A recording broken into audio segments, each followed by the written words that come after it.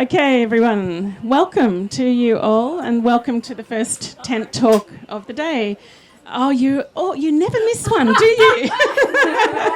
It's fantastic. And she asks really good questions too.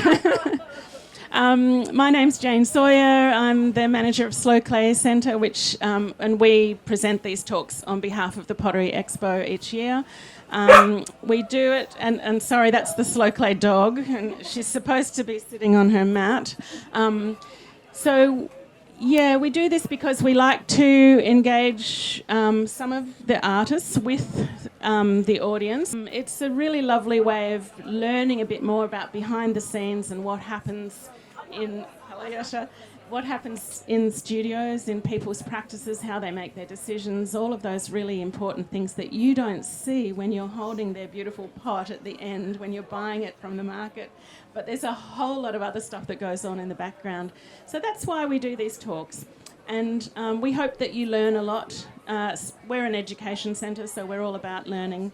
And there is a time at the end. What we'll do is each speaker will speak for roughly 15 minutes, go through some images with you. In this case, the topic is practices, talking about your practice and how you run your practice. And basically, there'll be some time at the end for some questions from all of you if you're interested. And then we encourage you to go to their stalls, of course, and see their work in the flesh. But basically, that's the structure. I also really want to pay my respects to the traditional owners of the land on which we're hosting this wonderful event today. We pay our respects to the elders past, present and emerging, and to note that it's unceded land still. We also want to just be grateful, be gratified that we're here in this beautiful day where the rest of the world seems to be falling apart at the moment. So art is, I'm getting goosebumps when I think about it. Art is just a wonderful, positive thing for it to keep us positive. So without further ado, I'll introduce the first speaker, which is Claire Ellis, here beside me. Claire is a Canadian-born emerging ceramic artist based in Brunswick in Melbourne. And while working as a chef at the world-renowned Melbourne restaurant Attica in 2019, Claire began making tableware for the tasting menu there. She left Attica to focus on ceramics full-time, and in April 2021, and since then she's completed 2 artist residencies and held her debut solo show at Brunswick Street Gallery, which was fantastic if anyone got to go there. It was fabulous. And I noticed you've put an image in about that, which is great. Her upcoming solo exhibition at Off the Curb Gallery is part of the Melbourne Design Week in March, so stay tuned for that. And her work's been selected for group exhibitions in Milan and Paris later in the year. Claire is passionate about sustainable practices. Her research focuses on incorporating transformed waste materials into her work, and she's written an article for the Journal of Australian Ceramics based on the plastic waste that she uses as local material in her ceramics practice. Yesterday she won an award as well. What was that one? The Innovation Award at the Pottery Expo, which is fantastic. And it's interesting because the plastic, well, she's going to explain a lot more about this, I hope, but it's fantastic because we often think about waste as just clay waste, you know, what we do with clay and glazes. But in Claire's case, it's the clay bags and the extra things, you know, the plastic. So if you go to her stall, you'll see she's created the most beautiful products from what are essentially plastic bags. Anyway, without further ado, please join me in making Claire very welcome for this talk. Thank you. Yeah, so I'll start by talking about why I chose to work with clay. So I used to be a chef until about a year ago, full-time, which was an amazing job. It was inspiring, exciting, but it was also extremely stressful environment to be in. So I started taking ceramics courses on my days off to try to relax and do something else creative, and I just totally fell in love with it straight away. Like the first class, I was like, wow, okay, this is what I want to do. It was amazing. yeah, so I started thinking straight away, okay, how can I do more of this? And so I just started taking any course and workshop I could find all over Melbourne for on all of my days off. And yeah, I really enjoy, there's a lot of similarities with cooking, like you're working with your hands, it's creative, but the big difference is the speed and the pace is totally different, and I really enjoyed that. And I also enjoy just having my hands covered in clay and just embracing the mess, whereas in the kitchen the mess is very shameful and you get in trouble for that. So it was very freeing, and yeah, I loved it. So yeah, I was fortunate to be on the creative development team at Attica, which is the senior chefs would meet and come up with new dishes, and we would talk about recipe testing, and we would plan what tableware we were going to use for the dishes. And then once I started getting a little bit more confidence with my ceramics, I started suggesting ideas that maybe of things that I could make, and luckily they were like, yeah, give it a shot. And so they let me bring them some samples, and yeah, I was very lucky. Ben, the chef and owner, was very supportive, and he loved my work, and it snowballed from there to setting up a studio at the restaurant. So we had a wheel and a kiln in a storage space. That was my studio. Food on hand. Yeah. It was very lucky. And then also sort of a lucky thing that came to me out of the lockdowns was that restaurants were very panicked at the start when they had no idea if they were going to be essential or not. And so Ben gathered a meeting straight away and was like, we need to figure out how we're going to make money in case something happens. And so I said, we could sell ceramics. So I actually got the opportunity to start a ceramics business through Attica. So that was very challenging because I was still expected to be in the kitchen, and they didn't really understand how long things take. But it was still an amazing experience. I basically got to have practice of starting a business, but with the support and money of Attica. So yeah, that's how it started. And then, but I was still always dreaming of, okay, I would like to just do ceramics full time. And so, yeah, eventually I was able to leave and start out on my own. It was very natural to start doing restaurant commissions because all of my friends were in hospitality, were chefs.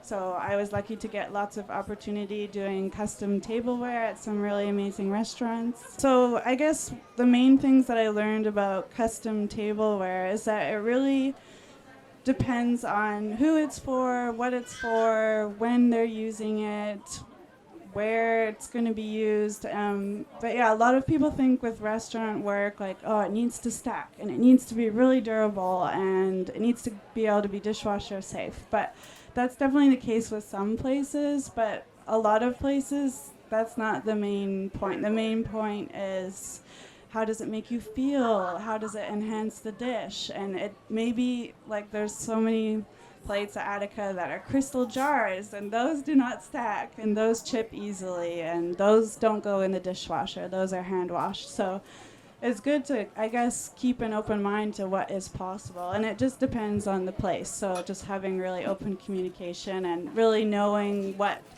the restaurant is like, what the service is like. For example, at Attica and other places like this, the servers do not stack plates to clear the table.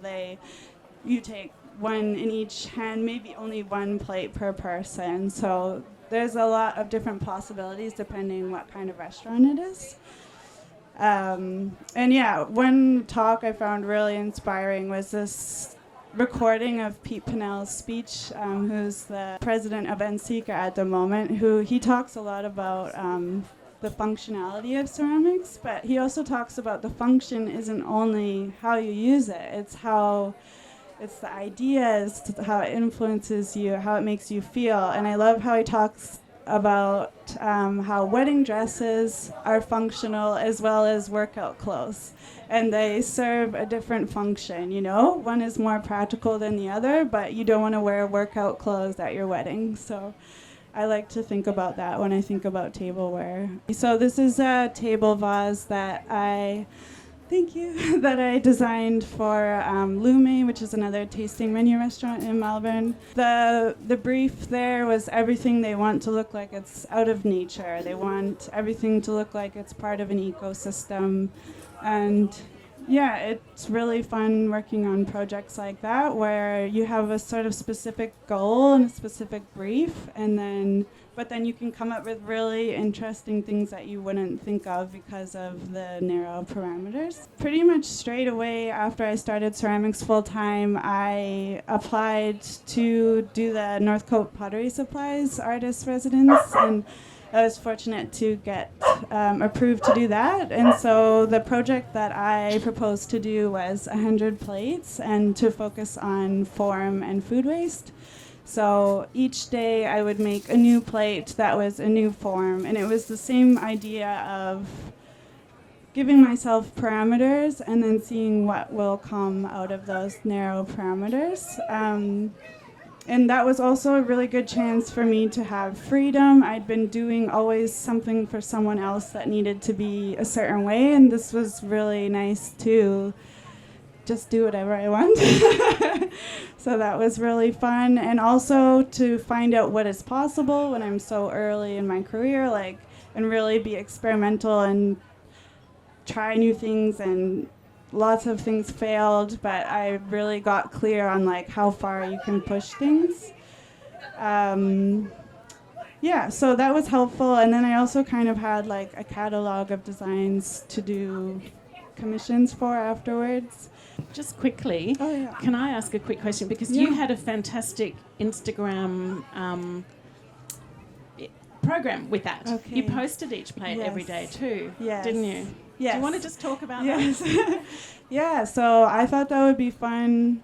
I thought people would enjoy following along and seeing the progression, and also to have work to show on my Instagram because it was mostly chef stuff before. So it was a good way of kind of getting a portfolio on my Instagram, and also people got really invested in it, which was amazing. And I actually thought, and I struggled with social media about I think a lot of people do, it's not really fun. It can be, you can connect with new people, but it really, it's self-promotion, which is hard. I thought it would get easier if I posted every day. It did not. But I don't regret it. It was good. But something I really thought about, though, was it really affected my work, actually, because I was thinking, okay, the next one needs to be better and better. And then I would think about what the reaction would be, where I wanted the residency to be more about exploring and playing and trying new things, but then it got more about people pleasing or so it did really affect. It was great that it really helped get people knowing about my work and to connect with people, and people were cheering me on, but it did change how I chose what I chose to make. This is made out of recycled clay bags. So after the residency, I started thinking more about, following my interest, doing what excites me, and then also something that I always found really important is finding a sense of purpose. I really find that motivating and, helps with resilience when things are not working out. If you have a purpose, then it can help you sort of get through the difficult stuff, and also it's exciting. So how I found out about this is through Weeze and Merle, actually, who is this UK company who started making coasters out of the bags that clothes come in the fashion industry. They're always individually packaged in bags, and they were doing really beautiful marbled stuff like this, and I just totally was amazed, and I just went down a huge rabbit hole and researched everything I could about how to recycle plastic. I found this open source website called Precious Plastic, which is amazing, and it has everything about safety. There's a lot about building machines and stuff like that, which was not accessible for me. But if you really want to make a business out of it, they have everything you need to know. Yeah, so my process right now is that I wash all the bags, cut the tape off because it burns, and so does the glue. I separate the labels. I use the labels on the bags as what colors the clay. Actually, just a small label, if you mix it, will really color the clay. And so I do it in my oven. Unfortunately, at the moment, it's not great. I tried doing it in my kiln, but it kind of took too long to heat up again. I don't think it's great to open and close your kiln at 160, which is the temperature I do. So I do it at home in my oven when nobody's home with a vapor mask on, everything open. And the clay LDPE, low-density polyethylene, is the type of plastic that clay bags are. And it doesn't actually liquefy, it just softens. And so you can knead it like dough. And so it's like coloring clay, where I make different balls of different colors, and then I mix those balls together like narikomi or nariyagi, and layer and cut and stack and layer and cut. And then I twist and pull as well, and like twist and pull, kind of like stretched candy, and that gets the spiral and marbling thing happening. And then once I'm happy with how it looks, I flatten it with my hand as much as I can. Oh yeah, this is all with like 2 layers of welding gloves on. Even then, it's very hot, and it's a huge workout. Like, the plastic is going in and out of the oven, because after about like 2 kneadings, it's too hard. So you put it in, you take it out, and you put it in, and take it out. And then when it's ready, I press it in the t-shirt press there. To make sheets. I've also experimented with ceramic tiles to make it shiny and smooth, and using clamps to tighten it, but they break sometimes, and it was like Jack in a Box, like tightening, and like the pressure is building, and then it pops. Like, so the t-shirt press is way better. Then I cool it, and then originally I was cutting the circles to fit the fired pots that I make as lids with a Dremel, but that was really, really slow and time consuming. So now actually I get the lids laser cut, which is much faster. I still have to sand them and polish them, but it's much better. Yeah, so that's my gear. When you're sanding and polishing, it kind of makes a mess, so you need the face shield on. Yeah, maybe I'll talk about failure and how that is such a big part of my practice. It always has been, but I kind of see it, I guess, as you can't separate that from experimentation, and I feel like it's just a natural part of trying new things. The same with recipe development. When you're creating a new dish, it's never how you want it to be the first time. Yeah, so there's just so much trial and error and discovery and innovation, but I find it exciting. It's like each time you try something new, it's like, okay, is this gonna work? Or something like that. And also, that's just how I've been learning, is just by failing. And each time you fail at something, or maybe fail isn't even the right word, but each time something doesn't go how you wanted it, you've learned something from that each time. Yeah, you're always getting information from that. Yeah, I guess I'll quickly talk about the other sustainable things that I'm doing, because that's my focus. Is single firing is a thing that I love. So that's where you don't do the bisque firing. And so the pros and cons are you use less energy, it's more cost effective. If you have a small kiln and you have lots of work to get through, you have more kiln space. But yeah, so if you're dipping, I don't dip work, because if you dip something raw, there's a lot of chance that it will absorb too much water and it will disintegrate or blister. I would love to get a spray booth, because that's apparently the best thing, because you're just lightly adding it on and you don't overdo it. Right now, how I get around that is I brush on. So I make my own brush on glazes with eggshells, actually, which is what I'm using as the source of calcium in my glazes, as opposed to the mine material whiting. Like, basically all glazes have calcium in them, so I use eggshells instead. But yeah, so I brush on the glaze, and that way you can control it. It's slower, unfortunately, but then you don't worry about ruining your piece. Other things is I'm a 1% for the Planet member, which is, I know, kind of a weird thing for ceramics. I haven't really seen it, but I think it's a great organization. 1% doesn't sound like much, but if it's of your whole profit, and if you actually do some math, it's pretty good. It's a good start. It's not everything, but it's a good start. And I think if you imagine if most people did that, like how much. So it's basically, sorry, I should explain what it is. 1% of your annual profits gets donated to an environmental nonprofit. But yeah, so that's one thing. Another thing is I did this Sarah K from the Sustainablist, Super Cyclers, her master class, which I really recommend, which is for designer makers about, everything to do with sustainability, which was amazing. Returns and repairs is another thing that I'm going to offer. So if something gets chipped or broken, I'm going to have a service where people can give it back, and I'll do kintsugi golden repair for them just to keep things out of landfill and keep things in circulation. And I'm also working on, now my research is working with sink sludge and broken ceramics. So crushing up broken ceramics, we know that's another thing that gets thrown away, is like unsuccessful bisqueware and sink sludge, which everyone has, which is a mix of clay and glaze. Who knows what's in there?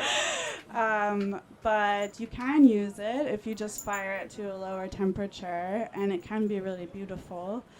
So I'm doing lots of tests with that right now. So that's just me brushing on glaze to talk about single firing. That's some more plastic clay bags there. So recycled glass is another thing. You can, if you come check out my work, I have some pots with recycled glass, and all the glaze in my stall is with the eggshells as well. If you can come over and chat more about that if you want to. So this is my electric kiln. I was just going to talk about that, but very quickly, I guess electric is great because eventually you can swap it to solar or clean energy, and it's less carbon than wood. Even if you're finding fallen wood, it's still a lot of carbon. And even there's things like used oil, you can rig your kiln to use that, but even then it's still producing carbon. So the good thing about solar green energy is that it's actually taking the carbon out of your firing, besides your actual pots. This is just a vase this is the vase that's going to Paris at the 1000 Vases exhibition in Paris. This was inspired by the table vase I made for Lume.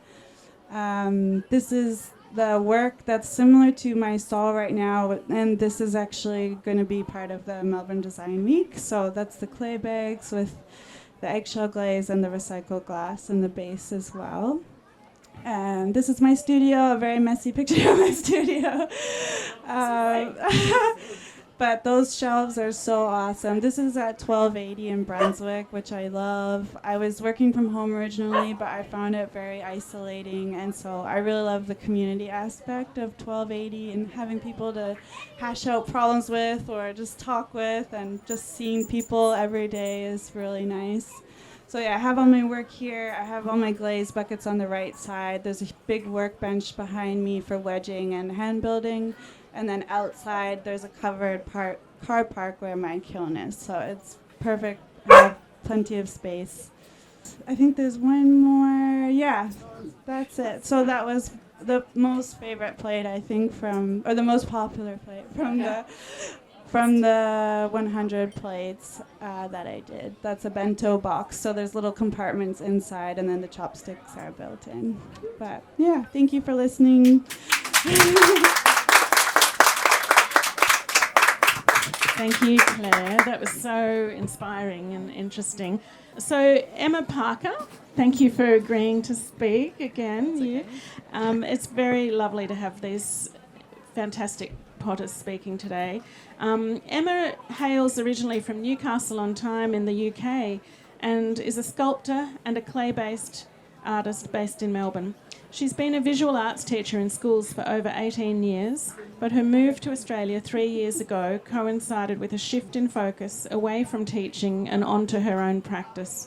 She has a Master of Fine Arts and a Bachelor of Arts from the University of Wales Institute in Cardiff. Please join me in making Emma very welcome. Thank you very much. One of the things that I particularly want to focus on is all of the outside influences that have really impacted the way that I work over time. So coming here has completely altered everything that I do with clay. I've always been really fascinated by figurative ceramics. There are some really big names in ceramics that I've always looked at, always admired. One being Sergei Supov, who I was able to do a workshop with at the last triennial. Previous to coming here, I was teaching full-time at Eton College, which is it's full boarding, and there's about 1,300 students, and working there, they expect the art teachers to have their own art practice alongside teaching. But I always really struggled with that. I thought that was fantastic. It was one of the reasons that I took the job. But the days were very long, incorporated working weekends as well. And so most of my work was created during school holidays. And sometimes I didn't really feel like doing it because I was a bit tired and I just wanted to go on holiday. But what happened because of that is that my work was incredibly sporadic. So if I hadn't done any work for 3 months, my interests had completely changed. And so looking back on the work I was doing then, I can't say that it was practice. I can't say that there was no real development or consistency at all. It looks completely schizophrenic. It's just really bizarre. So when I came here, I really wanted to just try and completely change my lifestyle and just do the thing that I always thought I would do. Because when I left university, I thought, I'll do some part-time teaching, and but I'll mainly get a studio and do that. And then eventually I'll drop the teaching altogether because obviously I'll be selling so much work and I'll be able to support myself. That did not happen. So the first job that I took as a teacher, I was there for 15 years. And I think it's just that security, like being able to support yourself is so important, and it just really distracted. So I came here, and I was incredibly fortunate because I landed into a really fantastic community. I was really worried about being here and being surrounded by strangers, not knowing anything at all. So I made sure that I set myself up with a teaching job when I arrived, and I was fortunate enough to be in the art department of Scotch College in Melbourne. And they, after me working there for a term, they agreed to give me a year-long residency. So 2019 was spent going into school, so it was nice and familiar for me. Had a great sort of like people to talk to in the staff room. I didn't feel alone, I didn't feel isolated, and I was able to look around me and just kind of take a breath, and what I saw basically changed the way I worked and became the subject of my work. Initially, I was doing a lot of drawing, and the drawing itself, I wanted to be able to use in some way. It had always been a really important part of my teaching, because students, they don't have to just produce a nice painting or some kind of end piece for an exam. They have to produce an incredible amount of coursework, and there's a lot of development in there which includes drawing, so you have to be like quite competent yourself in order to demonstrate to students. They have to believe that you can do it in order to have a go at it themselves. So I really wanted to be able to use that that drawing and that means of exploration in the ceramics. So I started to, while I was at Scotch, develop a way of monoprinting where I was using Photoshop and inkjet printers and, laserjet printers, very important difference. And basically producing a negative image, physically dropping the slip or underglaze into the whitened areas, and then transferring that onto wet clay. And I can honestly say it's quite a nice kind of like satisfying, exciting process of just kind of like peeling away the paper and seeing this image there. But what's nice about it in particular is that it's a one-off. So that piece of paper then gets thrown away. It's not a perfect print every time. There's a lot of chance involved in it. It really depends on the kind of underglaze you've used, the wet to dry state of the clay, the thickness of the slip that you use. It's all really key. So even after the work is produced, it's not quite the same as being able to produce an edition, for example. Each one is going to be different, even if you use the same image. While I was at Scotch, they let me go away for a week, and I went to the Triennial in Tasmania, which was a hugely exciting experience. And it really introduced me to the clay community in Australia. I think I used to think when I was younger that that being an artist was basically being in isolation in a little room, and you can like making things, and somehow magically it gets on the wall of a gallery. I don't know, but actually it really involves a lot of other people, and it's so important, those relationships, and they don't happen by themselves. So you've really got to go out, do competitions, do workshops, just be around, and it's amazing what comes back to you from that. So Jane Anwars was at the Triennial doing a talk about markets, Australian markets and international markets. So I was able to go and introduce myself to her on the course with Sergei Supov. I was kind of fascinated because I don't know why, but I just kind of assumed that everyone else on the course were maybe people who hadn't really done very much clay before. I thought I was perhaps someone who'd sort of snuck in as someone who had some experience in clay. But the majority of people on the course were full-time makers, people who have very established careers. And at the beginning, everyone's sort of sitting around and, introducing themselves, because it was a week-long course. And I'm hearing the names kind of going off, like, oh, okay. So I'm kind of like among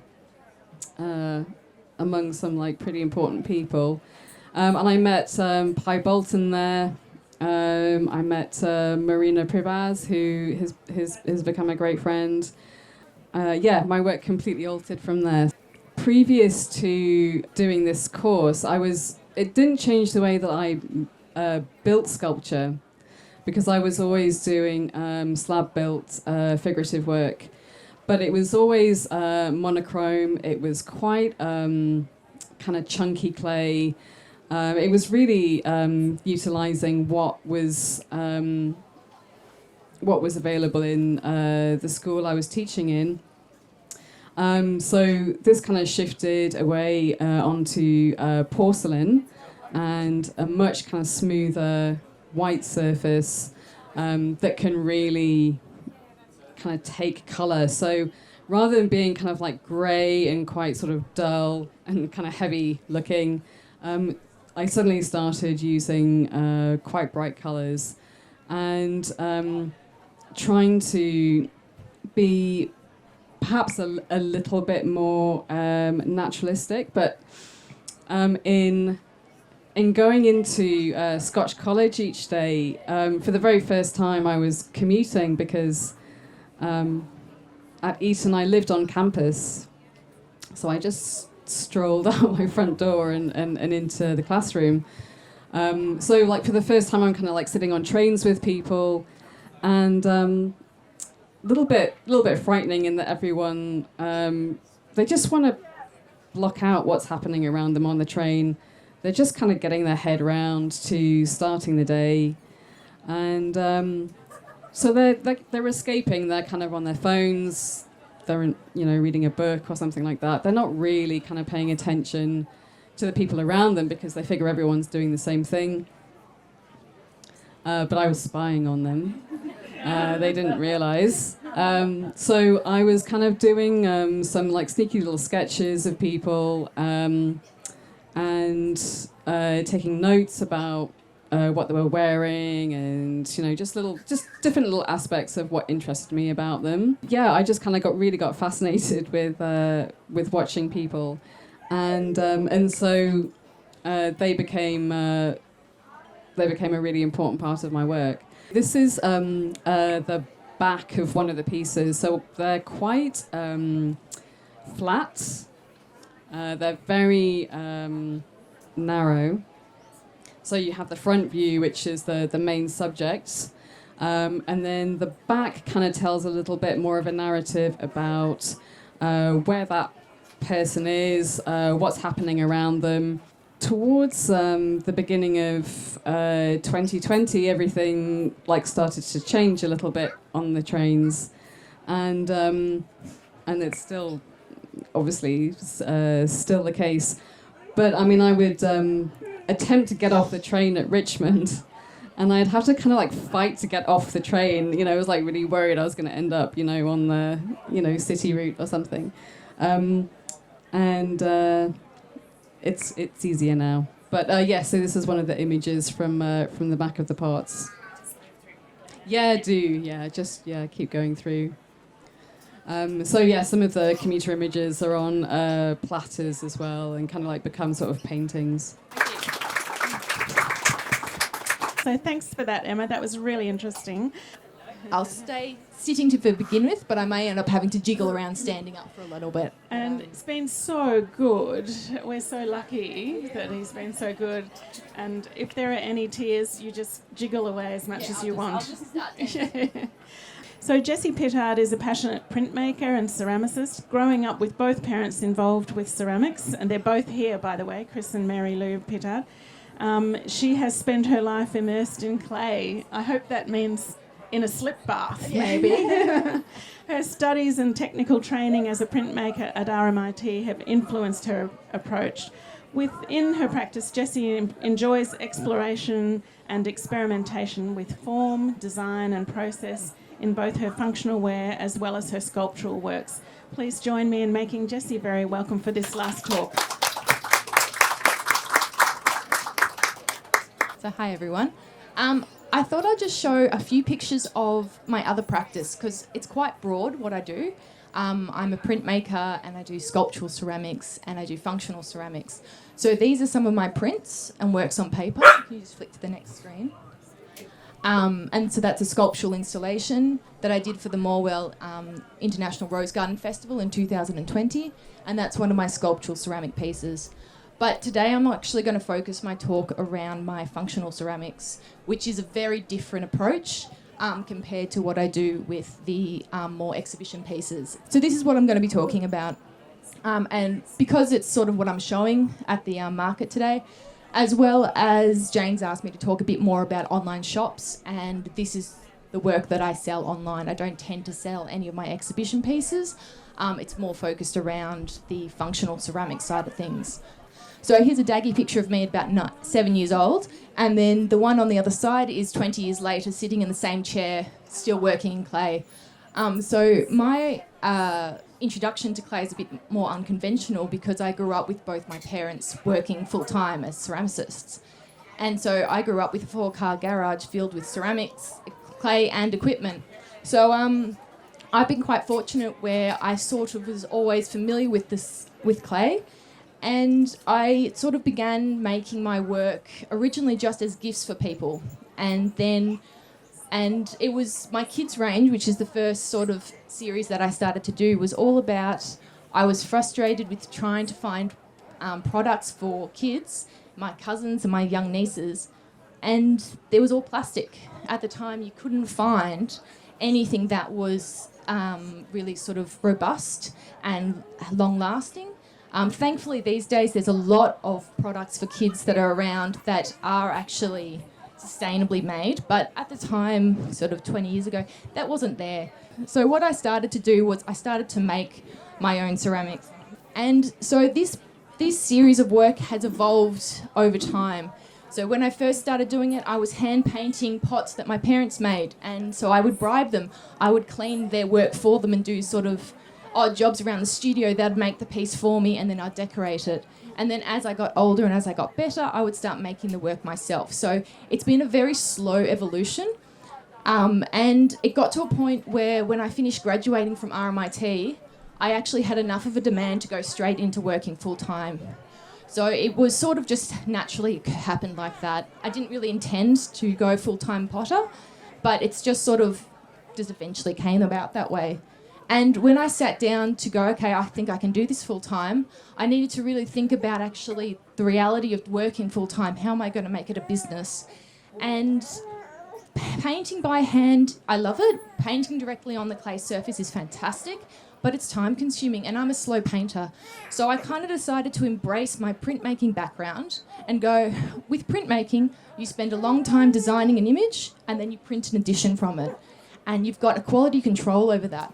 So what I've decided to do with my functional ceramics, is I will design them as a watercolour, and I could spend months designing the images, and I'll work a series, and then I'll turn it into a print and print that edition. It means I can keep the products at a affordable price because I didn't want to lose that idea of making work for young families and keeping it affordable. So for this work, I really wanted to keep it at that, but I also had to make sure I was actually going to earn an income. So this is one of the techniques that I've approached by doing that. So I can still keep my designs, I can still keep them fun, but I've got that reality check. The other nice thing about using this technique, so this is a third firing in the kiln, and it's a digital print. It's printed with ceramic colours, and using this technique allows me to keep the watercolour feel. I've got a broader spectrum of colour that comes through, rather than just doing a block print which might be only 1 or 2 colours. This allows me to have that nice broad spectrum. You can see the subtle variations of the colour and the brush strokes as well. It also means that because it's a third firing, when it's the quiet time of the year during winter, I can sit and make a whole lot of work. I can have it all glazed and sitting on the shelf, and then when I get an order coming through, I just have to do that final firing. And that makes it much more sustainable because I'm not going to be making a whole lot of work in one design that isn't going to sell. I can have it all sitting there sort of at that final stage, and then it comes in, the order, they go, they need this or they need this design, I can do it for them. So go to the next one. So even though I'm using this sort of more commercial ideas and those sort of, I didn't want to lose the individuality and the handmadeness. So with this range here, each individual garment is a different print, which means I can lay them out each time. So each individual plate has a different combination of clothing on it. And so it means I can place them in different locations on each pot. So they're all still handmade. they're all still different, but I'm not having to hand paint each one. So when I used to hand decorate, especially with the figures, I'd have 3 hairs on a brush trying to do those tiny faces. If I had a bad day, I made a lot of angry faces. So this gives me a little bit more of a quality control where, you know, they still stay looking happy. So like I said, I grew up with, this is one of our studios. This is the making shed. And it's overflowing with pots and ceramics. And I've been quite fortunate because I moved into this studio with, and there's, Mum and Dad have 40 years of accumulating equipment. And so I've been able to pick and choose different methods and different techniques. So I look at my shapes and I go, okay, I'm going to throw in the wheel to make my cups, but I'm going to slab work and I'm going to make that for my plates. We've got different machines, so we've got jig and jolly machines, and that means with moulds, so I can do some things with moulds as well. And so I can pick and choose. This is more for my functional ceramics, so I can go, which is the most efficient way of making this shape, and I'll use that technique. So I kind of cross a lot of different sort of styles with that. With my my exhibition pieces, that's a whole other story. But with my functional ceramics, I'm always thinking about being efficient with my time and efficient with the making and the process. So, the other good thing about this is a shared space is we share the same clay body, which means we don't have to worry about cross-contamination. It means we can all fire in the same kiln. So we have a couple of different kilns in the studio. We've got our one big gas kiln, which is sort of that wide. If I was to fire just my work in it, I need to have at least 400 to 500 pieces, which means I wouldn't fire very often. Chris and Mary Lou have bigger pieces, and so my pots, we share the firings. So my pots can fit around their pots, which means you end up you can have a few more firings, a bit more often, but it also means that you're not wasting space. So it's a great way of utilising what we're all doing and working together. So and sharing the clay also means that we can share the recycling. So we're not having to separate different areas off. We can all recycle the same clay. We can all use it together. So that kind of works quite well in our studio because we're always sort of thinking about how can you be most efficient with your time as well as with the materials that you're using. So this is one of our other spaces. So we have a permanent setup at the studio. So this is our permanent setup. So this is a studio shop, and it's sort of come about by allowing us to have the galleries come to the studio and pick up stock, as well as general customers. So it's been pretty useful to have this, and I do sell to retail shops, but then I also sell online.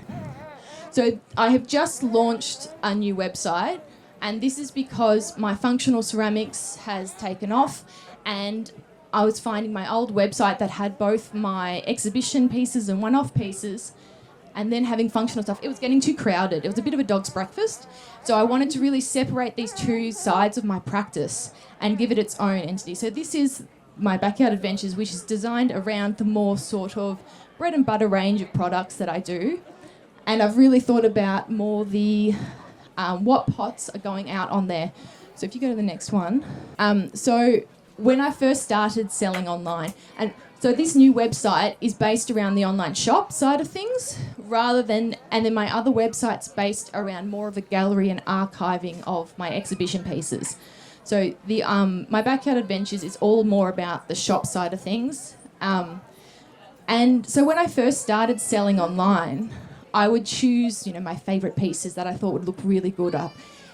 And then so I'd sell it and go, I've got to pack it now. And you've got to find a box for it. And it doesn't fit in a box because it's a really strange shape and those sorts of things. And it was time consuming. Our property's rather large, and you'd be spending hours going back and forth under the house looking for the right box to fit the right pot. So when I went to launch this new website, I went, okay, I'm going to actually really think about this. The shapes that I'm going to sell are going to fit boxes that I actually have. So I'm going to go, okay, this is... And the online and postage. People don't want to spend $1 million on postage. They want to be realistic. So you go, okay, well, I don't want to have a big, heavy piece online. If they want those pieces, they can come to an exhibition. They can buy from me directly. But for the online shop, I'm going to go, okay, I want to have these sorts of shapes and these sorts of products.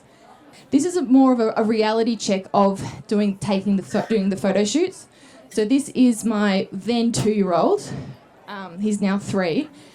and we're doing a photo shoot outside, and you're sort of navigating the toddler around your legs. So it's a bit hectic, and it's quite time consuming. So, but the more I've done it, you kind of get more it's more efficient. So the way I approach the online shop is like doing an exhibition or a market. I have to actually do a firing directly for the online shop. Otherwise, it just never gets there. So for example, all the pots that recently came out of the kiln, they came out 2 days before the expo, went straight in a box.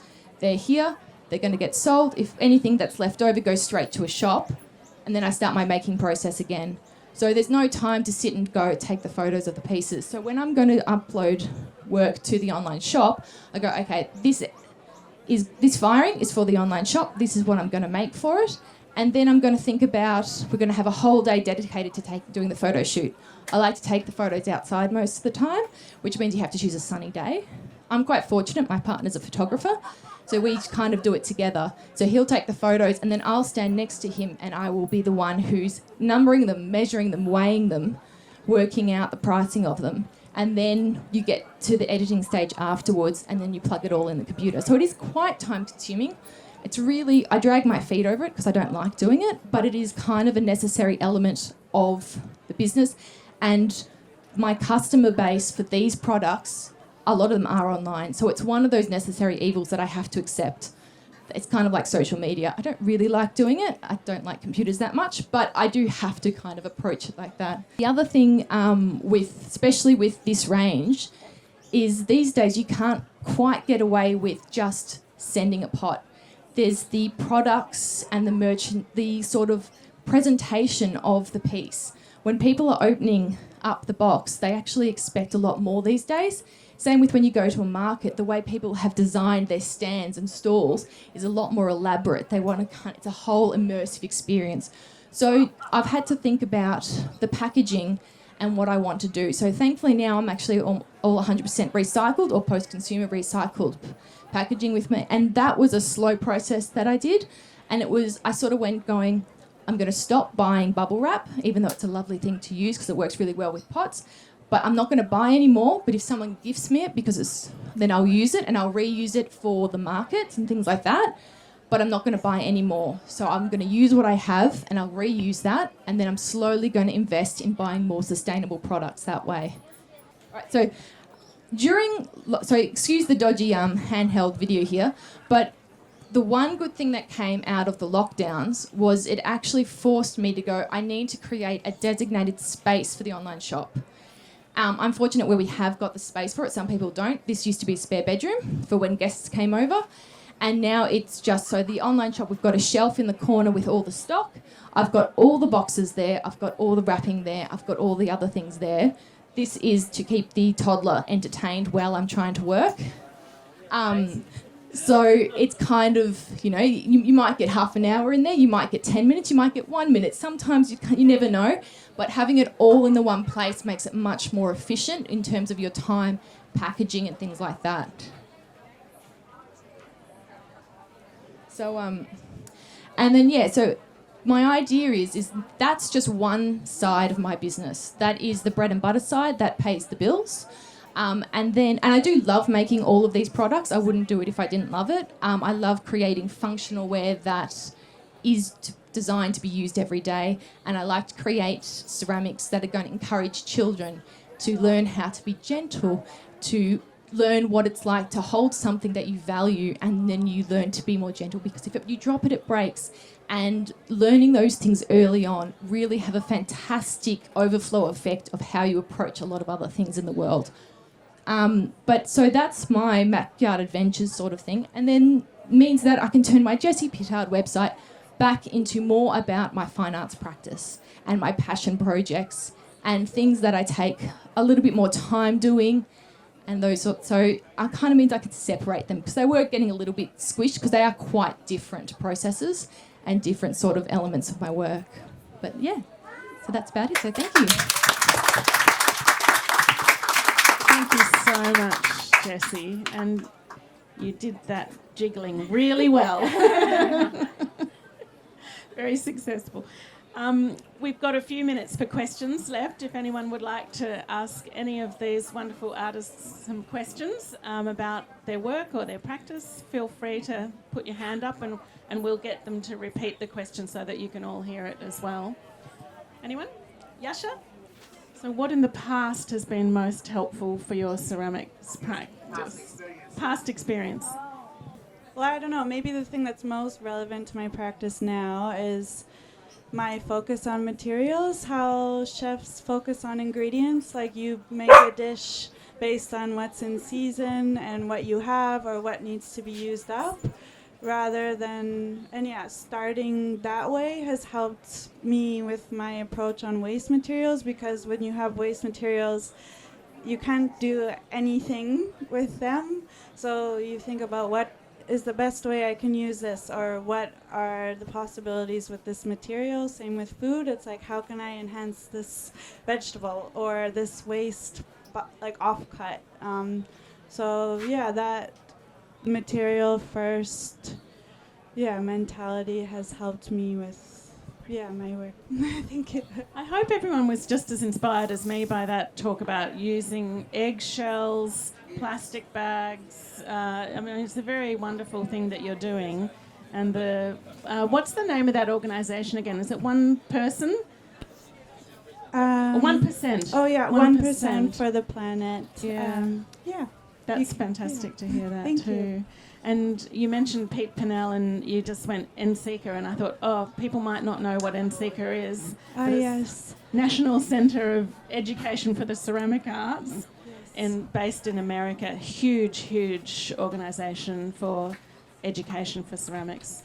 I should add, like, most of their opening and closing speeches are on YouTube, and they're very inspiring. I would highly recommend watching those on YouTube.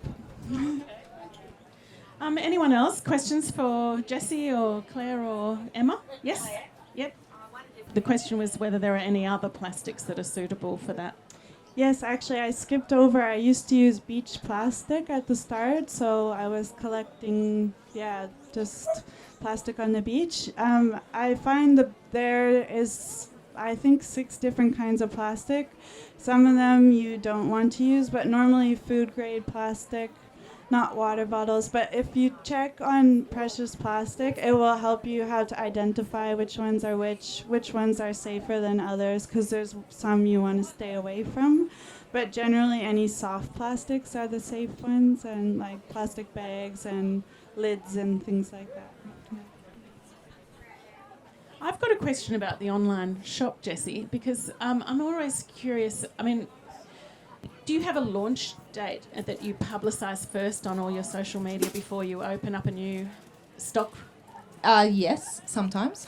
Other times I'll sort of just upload it and then be like, a week later, I really should tell people about that. I haven't really thought about it. So sometimes I'm very efficient with that, and I'll actually go, look, I'm working towards an online shop launch, and that gets people thinking about it. I also have a lot of people who quite often they'll come on and go, everything's still out of stock. You haven't restocked in about a month. And I'm like, sorry, I haven't. I've been busy.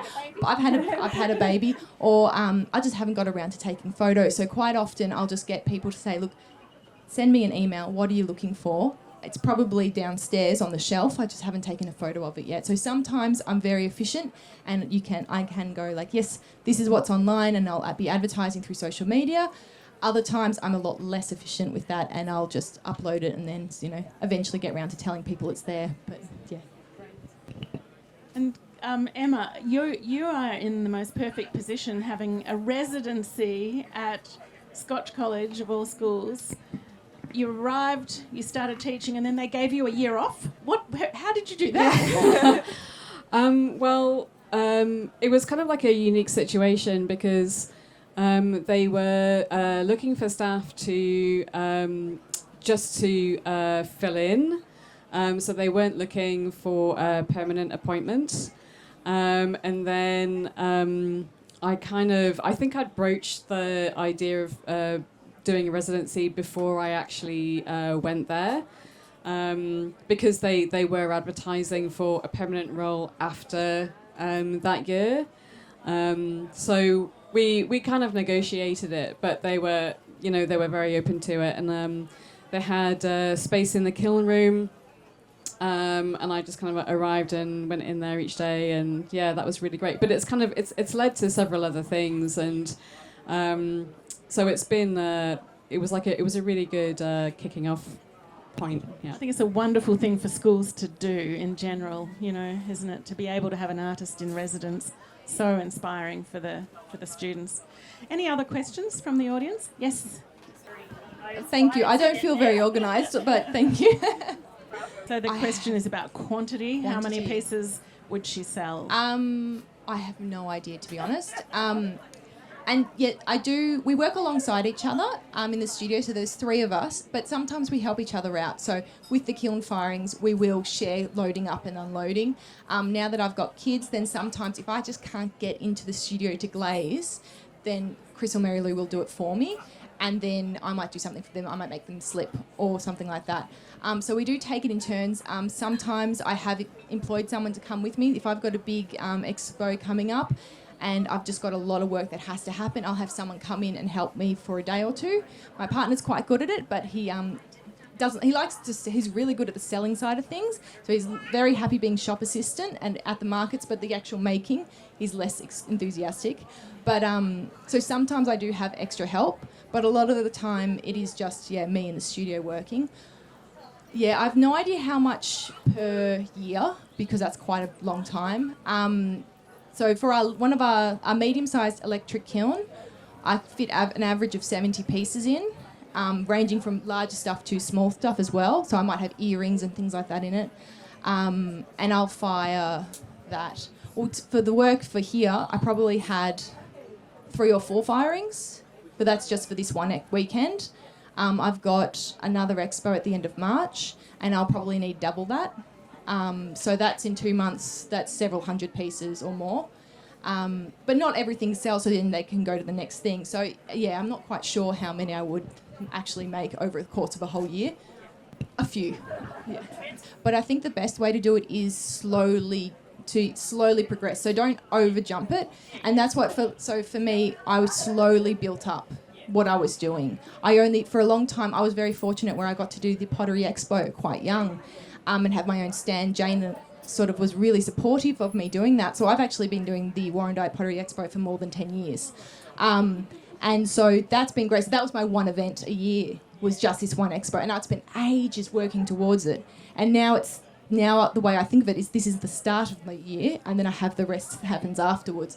But you do one thing and they go, okay, I think I can do something else now. And then, I think I can do something else. You slowly accumulate that way. But yeah. Any other questions? And thank you for all those questions. Yes. So the question is, you're all running businesses, but how do you cope with the business side, the accounting? Do you do it all yourself? Let's keep it to 1-sentence answers, please. Starting with Emma. I keep accounts, and then just do the tax self-assessment at the end. Just do it myself. I have an accountant, but for everything to do with business, I love this podcast called My Daily Business Coach, which is for creative small businesses. I really recommend that podcast for all the business side of stuff. Yeah, and I do all my bookkeeping, but then I send it to an accountant as well. But I usually panic and go, where are all the receipts? I've got to do that. So send it off that way. Thank you. Great question. Anyone else? Quickly squeeze one last one in before we finish. No? All right. Well, thank you, panel. You're amazing, all of you. Such varied work, varied careers and practices, and it's just wonderful to get an insight into how you manage it all. Well done.